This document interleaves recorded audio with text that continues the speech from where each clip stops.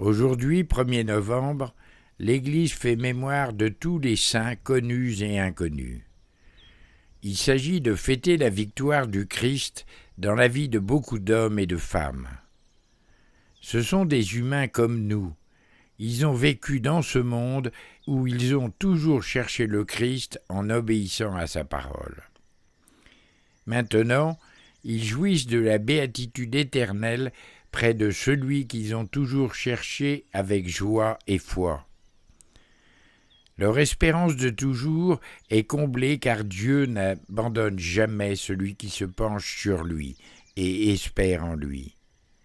Il n'est donc pas étonnant que l'Église nous propose en ce jour l'évangile des béatitudes. Et la première de laquelle dépendent tous les autres sort solennellement de la bouche du Sauveur. Heureux les pauvres de cœur, le royaume des cieux est à eux. Seul le pauvre de cœur peut réaliser toutes les autres béatitudes qui suivent. Un tel enseignement est nettement opposé à celui des scribes et des pharisiens. Celui qui s'estime saint, juste et bon, qui est satisfait de soi, ne cherche pas à bénéficier des grâces divines. Il n'y a point de place pour Jésus dans de telles âmes. Par contre, ceux qui sentent leur incapacité de faire leur salut ou d'accomplir par eux-mêmes une bonne action apprécieront l'aide que Jésus leur apporte. Ce sont là les pauvres de cœur, ceux auxquels le bonheur est promis.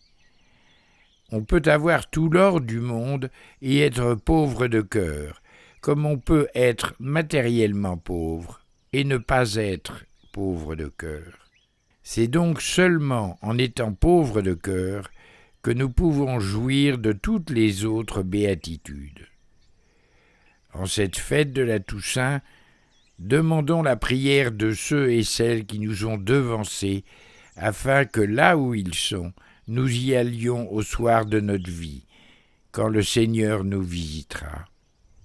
Bonne fête à toutes et à tous. Dieu vous bénisse.